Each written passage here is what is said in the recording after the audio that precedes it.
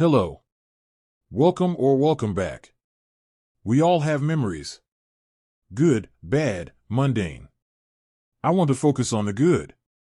What if there was a machine that, you know what, here's a preview of this story. In memory lane, Maddie Hayes embarks on a perilous journey to uncover her late grandfather's groundbreaking research, hidden within a memory-restoring prototype.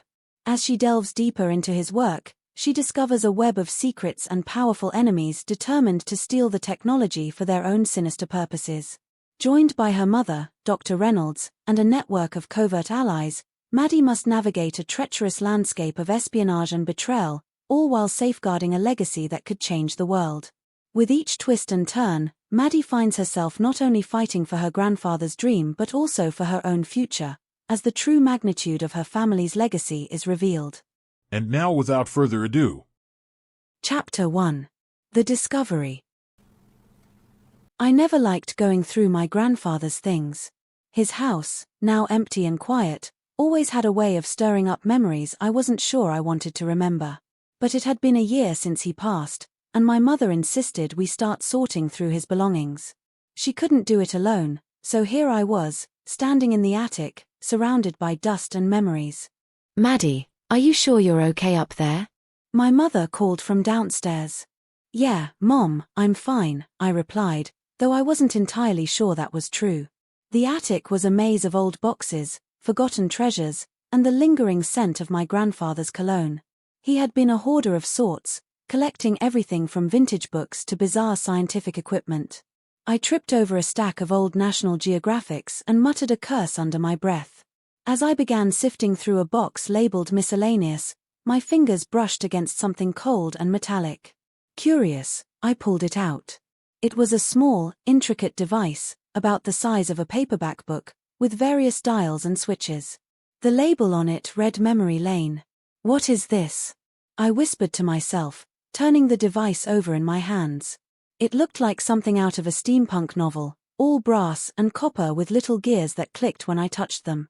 I vaguely remembered my grandfather tinkering with odd gadgets, but this one seemed different.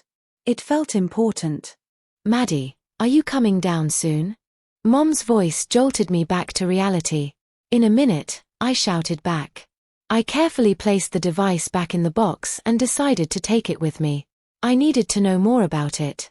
Maybe it was just an old toy, or perhaps one of his many unfinished inventions. Either way, it piqued my curiosity more than anything else in that dusty attic. Later that evening, after my mom had gone to bed, I sat at my desk in my room, staring at the device. I couldn't shake the feeling that it was significant, that it held some secret of my grandfather's. He had been a neuroscientist, after all, always talking about the wonders of the human brain and the mysteries of memory. What if this device was connected to his work? I took a deep breath and decided to see if it still worked. I flipped a switch, and to my surprise, the device whirred to life, emitting a soft, humming noise. A small screen flickered on, displaying what looked like an interface for a projector. There was a slot for something, maybe a memory card or a chip. I rummaged through the box and found a few small discs. One was labeled Maddie, 2002. My heart skipped a beat. 2002. I would have been about 8 years old. I slid the disc into the device, and the screen changed, showing a play button. With a mixture of excitement and apprehension, I pressed it. The room around me seemed to dissolve, replaced by a vivid scene from my childhood. I was in our old backyard, playing with my golden retriever, Maximum. I could hear the sounds of birds chirping, the rustle of leaves in the wind, and my own laughter. It was surreal, like I was truly there again. I remembered that day. It was one of the happiest moments of my childhood. But then, as I watched, I noticed something strange. In my memory, my dad had been there, cheering me on as I played fetch with Maximum. But in this replayed scene, he was absent. Confused, I paused the device. Could I have remembered it wrong? I restarted the scene, watching closely. Again, no sign of my dad. My heart began to race. How could such a significant detail be missing? I decided to try another disc. This one was labeled Christmas, 2005. I pressed play and was transported to our living room on Christmas morning. I saw myself, younger and full of joy, tearing open presents under the tree. My mom was there, smiling, and my grandparents were watching, but again, my dad was nowhere to be seen. This wasn't right. I clearly remembered him being there, handing me a gift and telling me how proud he was of me.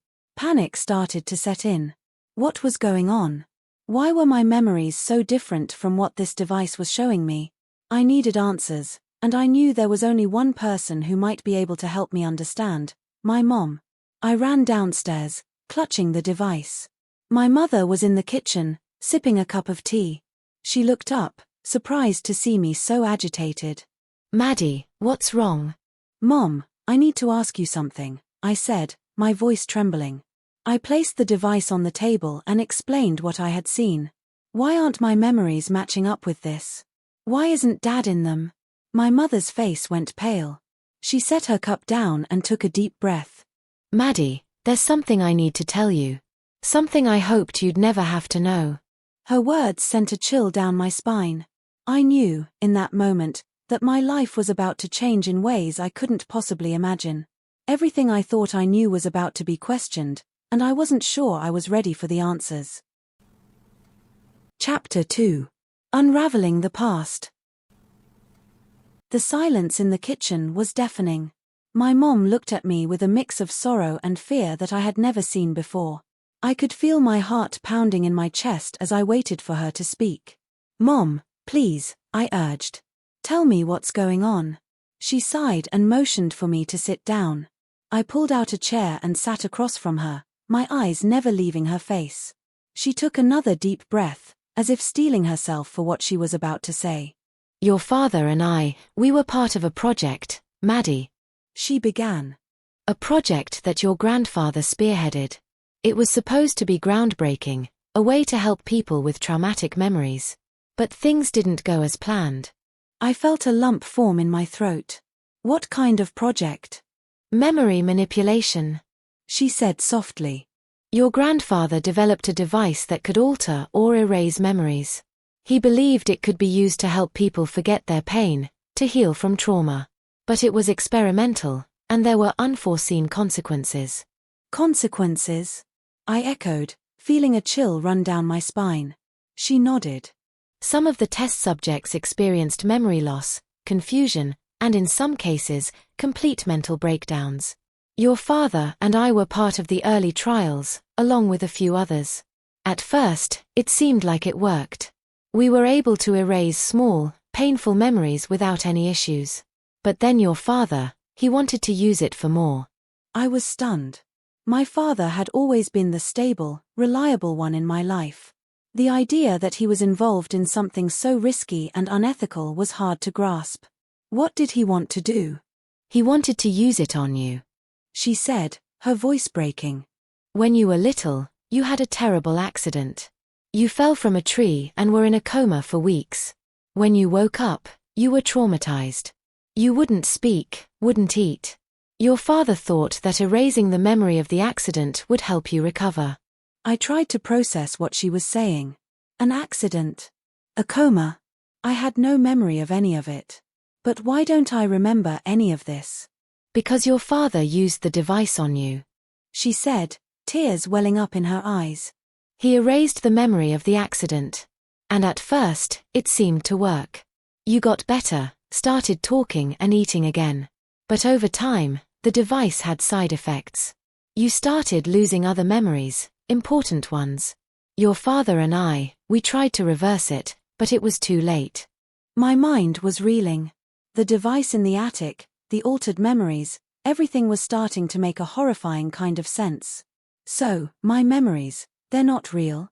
They are real, she said quickly. But they're incomplete. Your father tried to fix things, but he only made it worse. He couldn't bear the guilt, and he left. He thought that maybe if he wasn't around, it would be easier for you to heal. I felt a wave of anger and betrayal wash over me. My father had left, not because of work or some noble reason, but because he had experimented on me and then couldn't face the consequences. Why didn't you tell me any of this before? I wanted to protect you, she said, reaching out to touch my hand. I thought that if you didn't remember, you could have a normal life. But now, with that device, I see I was wrong. You deserve to know the truth. I pulled my hand away, feeling a mix of emotions that I couldn't even begin to untangle. What do I do now, Mom? How do I fix this? She wiped her tears and took a deep breath. There might be a way. Your grandfather kept detailed records of his experiments. If we can find them, maybe we can figure out how to reverse the process. I nodded, feeling a glimmer of hope. Where do we start? We'll start with his notes, she said. He kept a journal of everything he did. It should be in his study. We spent the next few hours in my grandfather's study, sifting through papers and notebooks. It was overwhelming, the sheer volume of information he had accumulated over the years. But eventually, we found what we were looking for, a leather-bound journal filled with his meticulous handwriting. As I flipped through the pages, I began to understand the scope of his work. He had documented every experiment, every success and failure. There were diagrams of the device, notes on its construction, and detailed accounts of each test subject, including my parents. This is it, I said, holding up the journal. This is what we need. Mom nodded. We'll take it home and go through it together. We'll find a way to fix this, Maddie. I promise. That night, as I lay in bed with the journal beside me, I couldn't stop thinking about the memories I had seen through the device. Memories that were real, yet not quite. I thought about my father, the man who had once been my hero, now a distant figure burdened by guilt and regret. I thought about my mother, who had carried this secret for so long, trying to protect me from the truth. And I thought about myself, the girl with fragmented memories, standing on the brink of discovering who she really was. I didn't know what the future held, but I knew one thing for certain: I couldn't go back to the way things were. Everything I thought I knew was just a shadow of the truth. Now, it was time to uncover the whole story, no matter what it took. Like the story you're listening to? Then why not check out the tea that inspired this tea? The Everything You Think You Know is not everything you think you know tea at my apparel site, justtextclothing.com. The info you need to know is on your screen, or in the description. Now back to memory lane. Chapter 3. The Conspiracy. The next morning, I woke up early, my mind still buzzing from the revelations of the previous night. The sun was just beginning to rise, casting a soft golden glow through my bedroom window. I felt a strange mix of determination and fear as I grabbed my grandfather's journal and headed downstairs. Mom was already in the kitchen, nursing a cup of coffee. She looked exhausted, her eyes red and puffy from crying. I sat down across from her and placed the journal on the table.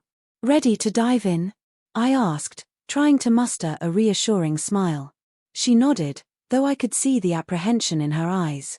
Let's do this. We spent the next few hours poring over the journal. My grandfather's meticulous notes were a double-edged sword. They provided detailed information, but there was so much to sift through. It was like searching for a needle in a haystack. But we persevered, driven by the need to uncover the truth and find a way to reverse the damage. As we read, a clearer picture of the project began to emerge. My grandfather had been a brilliant man, but his obsession with the human mind had led him down a dark path. The device, Memory Lane, was initially intended to help people with PTSD by selectively erasing traumatic memories. But as the project progressed, the ethical lines became blurred. My father had been one of the first volunteers. According to the journal, he had hoped to erase painful memories from his own childhood. The initial results were promising, but as the experiments continued, unforeseen side effects began to surface. Memory loss, confusion, and, in some cases, complete mental breakdowns plagued the subjects. One entry stood out to me. It was dated shortly before my accident. July 15, 2002. Today, we tested Memory Lane on a new subject, my own granddaughter, Madeline. I was hesitant, but my son insisted. Maddie had a severe accident, and her trauma is evident. If we can erase the memory, perhaps she can recover fully. I pray this works. I felt a chill run down my spine. My grandfather had experimented on me, his own flesh and blood. I tried to process the betrayal, but it was difficult. I needed answers, and I knew we were on the right track. We continued reading until we found an entry that made my heart race. December 2nd, 2005, the device's flaws are becoming more apparent. My son has used it on Maddie multiple times, trying to fix what was broken. Each attempt seems to erase more of her memories. I fear we may be causing irreparable harm. There must be a way to reverse this. I will not rest until I find it. Mom, look at this, I said, pointing to the entry. Grandpa knew there were flaws. He was trying to fix it. Mom leaned over and read the entry. He must have found something. Keep looking. We turned the pages frantically until we found what we were searching for. March 18, 2006, I've developed a prototype for reversing the memory alterations. It's untested, but it's our only hope. If successful, it should restore the original memories without further damage. I've hidden the prototype in my lab, along with detailed instructions. I pray it works. A surge of hope surged through me. We have to find the prototype. Mom nodded. His lab is in the basement. Let's go. We descended into the basement, a place I had rarely ventured. The air was cool and musty, filled with the scent of old books and chemical solvents. My grandfather's lab was just as I remembered, cluttered yet organized in its own chaotic way. Beakers, test tubes, and various scientific instruments covered every surface. Where do we start? I asked, feeling overwhelmed. Look for anything that seems out of place. Mom suggested. He was always meticulous about hiding important things. We began our search, moving through the lab with purpose. I opened drawers, checked behind bookshelves, and even inspected the ceiling for hidden compartments. Finally, in the back corner of the room, I noticed a large cabinet with a lock on it. Mom, over here, I called. She joined me, and we examined the lock. It was a combination lock, and I had no idea what the code could be. But then I remembered something from the journal, my grandfather's birthday. It was a long shot, but worth trying. I spun the dials to his birthdate, 0917. The lock clicked open. Inside the cabinet, I found a small, sleek device wrapped in protective padding. Beside it was a folder labeled Reversal Protocol. We found it, I said, my voice trembling with excitement. We carefully brought the device and folder upstairs to the kitchen.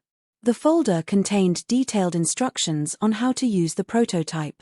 According to my grandfather's notes, the process was delicate and required precision. There were risks involved, but it was our best chance. Are you sure you want to do this? Mom asked, her concern evident. I have to, I replied. I need to know who I really am. I need to have my memories back. We spent the rest of the day preparing. The instructions were complex, but with Mom's help, we were able to set up the prototype. As evening fell, we were ready to begin.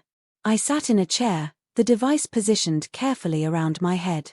Mom stood beside me, her hand on my shoulder. I'm here, Maddie, she said softly.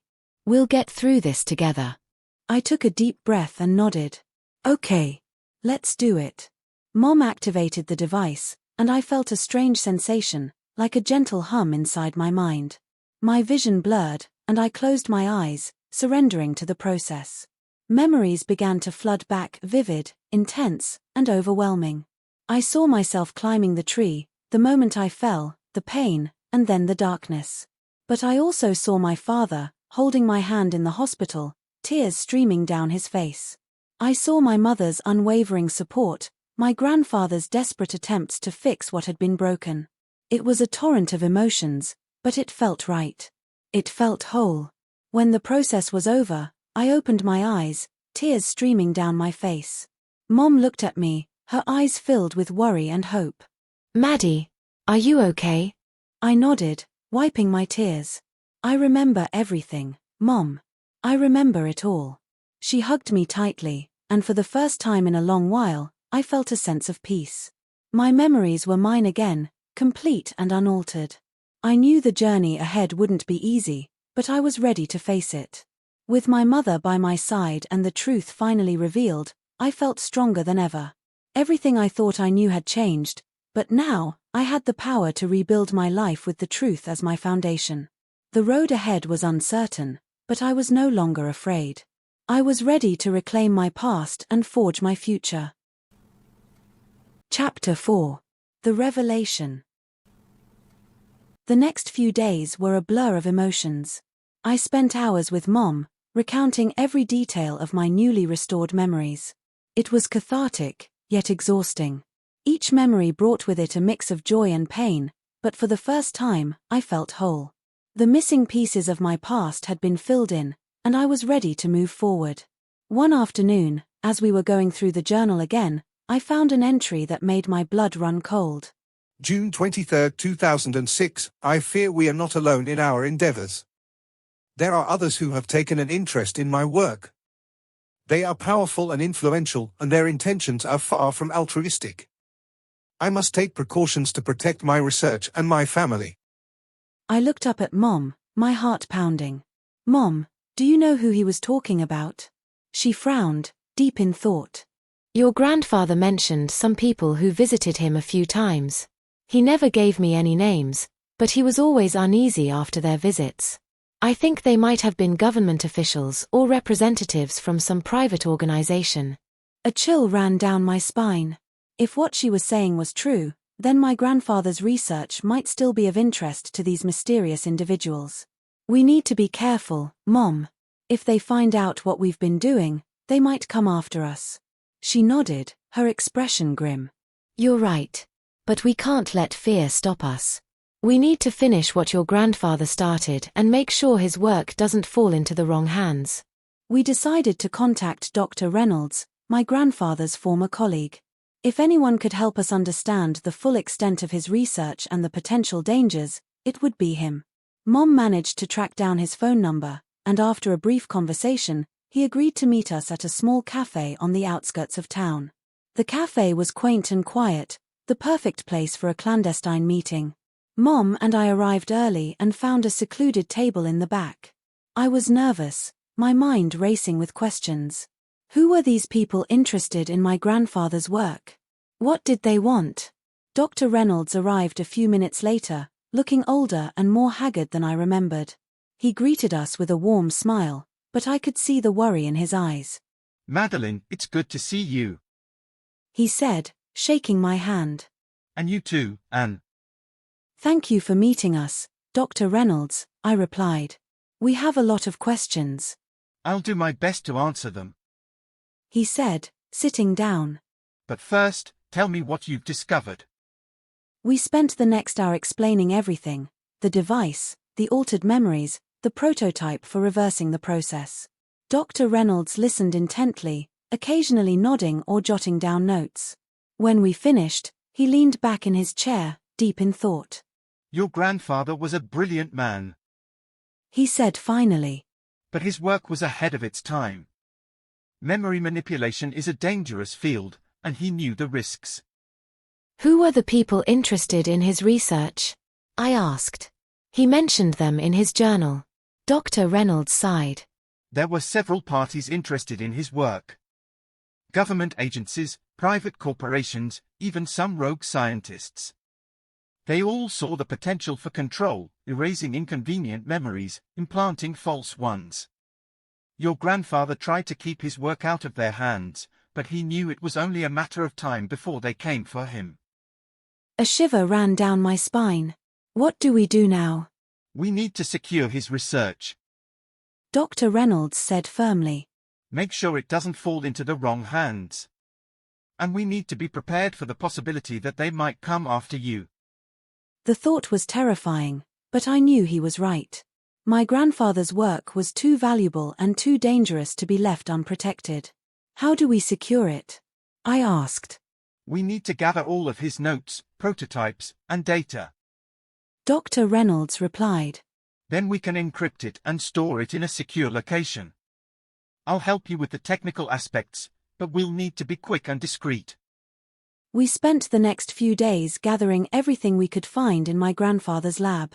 Dr. Reynolds set up a secure server to store the data, and we carefully scanned and encrypted every document. It was a painstaking process, but we knew it was necessary. One evening, as we were nearing the end of our task, I found a hidden compartment in the back of a drawer. Inside was a small, black notebook. I opened it, my heart racing as I realized it contained my grandfather's final thoughts. July 3, 2006, they are closing in. I can feel it. I have taken steps to protect my work, but I fear it may not be enough. If something happens to me, I pray that Madeline and Anne can carry on. They must know the truth, and they must be prepared to fight for it. The future depends on it. Tears filled my eyes as I read his words. My grandfather had known the risks he was taking, but he had pressed on, driven by a desire to protect us and his work. I showed the notebook to Mom and Dr. Reynolds. They read it silently, their expressions somber. We'll finish this, Maddie.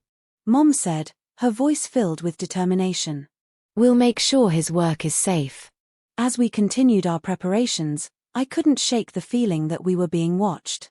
I tried to dismiss it as paranoia, but the unease lingered. We had taken every precaution, but I knew that if these mysterious individuals were truly determined, they would find a way. One night, as I was lying in bed, unable to sleep, I heard a noise outside my window. My heart skipped a beat, and I quietly slipped out of bed to investigate. I peeked through the curtains and saw a shadowy figure moving through the yard. Panic surged through me, but I forced myself to stay calm. I grabbed my phone and called Dr. Reynolds. Someone's outside, I whispered, trying to keep my voice steady. I'll be right there. He replied, his voice tense. I woke Mom, and we waited in the dark, listening to the sounds of footsteps outside. Dr. Reynolds arrived quickly, and together, we confronted the intruder. It was a man, dressed in black, his face hidden by a hood. Who are you? Dr. Reynolds demanded, his voice firm. The man didn't answer. Instead, he turned and fled into the night, disappearing into the shadows. We stood there, shaken but resolute. This isn't over, I said, my voice trembling with determination. We need to be ready for whatever comes next. Dr. Reynolds nodded. We'll stay vigilant. We won't let them win. In that moment, I realized that the fight to protect my grandfather's work was far from over. But I also knew that we were not alone. With Mom and Dr. Reynolds by my side, I felt a renewed sense of purpose. We would face whatever challenges lay ahead, and we would do it together. As I lay back in bed, the events of the night replaying in my mind, I felt a strange sense of calm. The path ahead was uncertain and dangerous, but for the first time, I felt ready to face it. I was no longer the confused, fragmented girl I had been. I was Madeline, whole and determined, and I would see this through to the end. Chapter 5. Joining the cause. The next morning, I woke up with a sense of purpose. Last night's encounter had solidified my resolve. Whoever these people were, they would not get my grandfather's work. I would make sure of that. After a quick breakfast, I gathered Mom and Dr. Reynolds to discuss our next steps. We can't stay here, I said, glancing out the window, half expecting to see another shadow lurking in the yard. It's not safe. Dr. Reynolds nodded. Agreed. We need to find a secure location where we can continue our work without fear of being discovered. Mom suggested we reach out to an old friend of my grandfather's, a man named James Carter. He was a retired intelligence officer and had helped Grandpa on several occasions. If anyone could offer us protection and resources, it was him. With our minds made up, we packed our essentials and loaded them into Dr. Reynolds' car.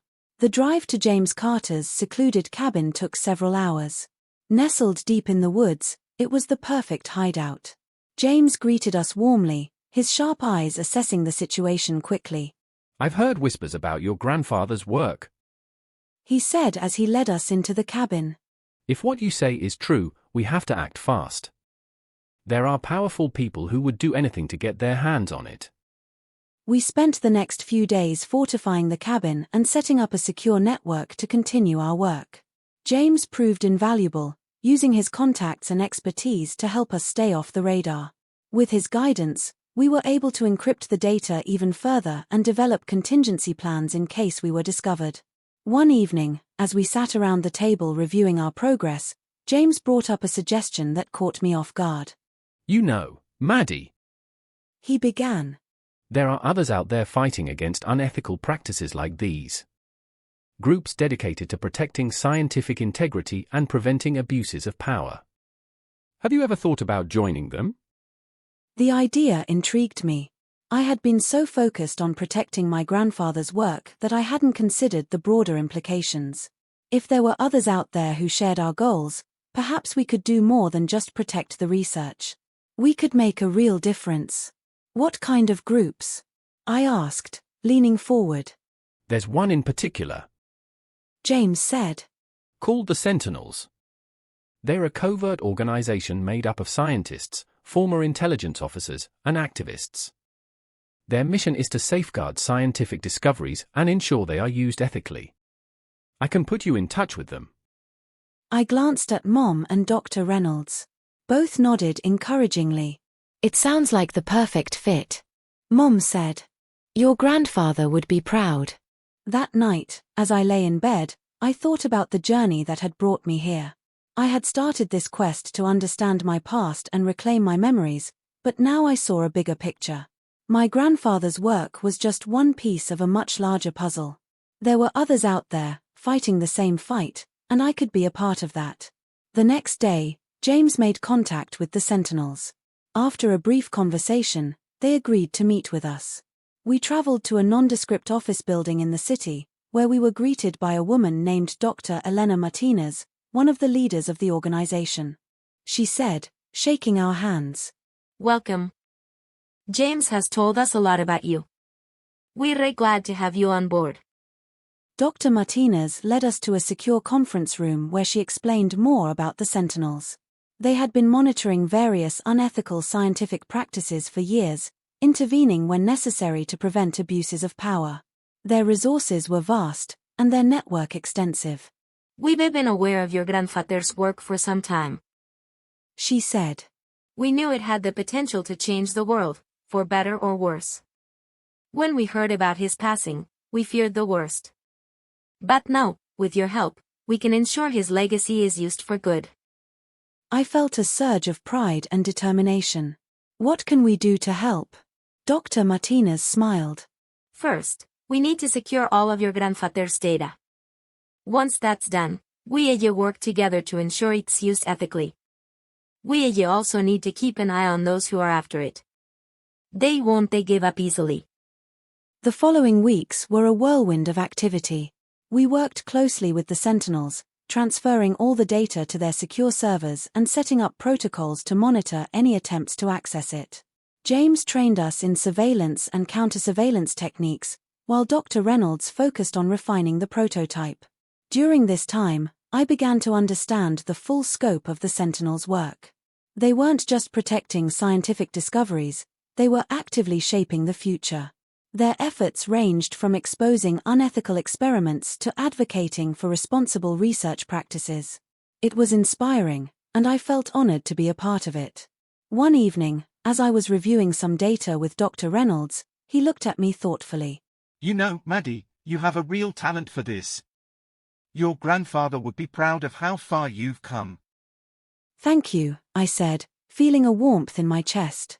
I just want to make sure his work is used for good. And it will be. He assured me. We're on the right path. As the days turned into weeks, I felt a sense of fulfillment I had never known before. My journey to reclaim my past had led me to a new purpose, protecting the future. I had joined a cause bigger than myself, and I was determined to see it through. One morning, Dr. Martinez called me into her office. She handed me a folder with a smile. Maddie, we've been impressed with your dedication and skills. We'd like to offer you a permanent position with the Sentinels. You'll be a valuable asset to our team. I was stunned, but also incredibly honored. I'd love to, I said, my voice filled with emotion. Thank you. As I walked out of her office, I felt a sense of closure. My grandfather's work was safe, and I had found my place in the world. The road ahead would undoubtedly be challenging, But I was ready. I had the support of the Sentinels, my mother, and Dr. Reynolds. Together, we would ensure that the legacy of Memory Lane was one of hope and ethical progress. And as I looked out at the city skyline, I couldn't help but feel a deep sense of gratitude. I had started this journey to uncover my past, but in doing so, I had discovered my future. Everything I thought I knew had changed, but I was stronger for it. I was ready to face whatever came next, knowing that I was part of something truly meaningful. My name is Madeline, and this is my story. I have nothing else to add except to like, share, subscribe, comment, all that jib-jab. The algorithm likes that and it'll help boost and make the channel bigger. Anyway, click one of the other videos you see on your screen to listen to some more stories. Okay. That's it for me now. See you in the future.